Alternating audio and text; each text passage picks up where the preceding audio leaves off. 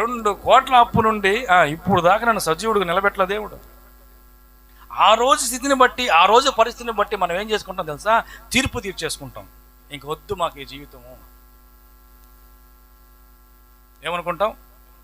ఇంక మాకు వద్దు.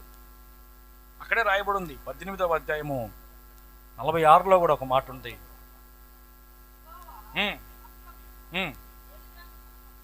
ఏలియాని బలపరచగా నడుము బిగించుకొని ఆహాబు కంటే ముందుగా,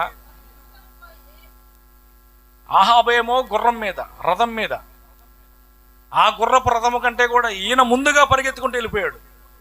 ద్వారము వద్ద నిలబడ్డాడు. ఏ బలము చేత? ఏలియాని అడగాలనిపిస్తుంది నాకు. ఏ బలము చేత? నువ్వు ఎరిగి ఉన్నావు కదా దేవుని బలాన్ని. ఓ విశ్వాసి, నీతోనే దేవుడు నోరు మాట్లాడుతుంది. నా బలం ఏమిటో, నా ప్రభావం ఏమిటో ఎన్నిసార్లు నువ్వు చూసుంటావు, ఎన్నిసార్లు నువ్వు వినుంటావు. ఇప్పుడు ఏదో ఒక చెడు వార్త నీ మనసులో పడింది, నీ చెవిలో పడింది, ఒక సంఘటన నీ కుటుంబంలో జరుగుతుంది. దానిని బట్టి నువ్వేమంటావంటే నేను చస్తే బాగున్ను. చాలా ఈజీ ఈ మాట. చచ్చిపోవడం చాలా ఈజీ, బ్రతికి చూపించడమే కష్టం, నిలబడి చూపించడమే కష్టం.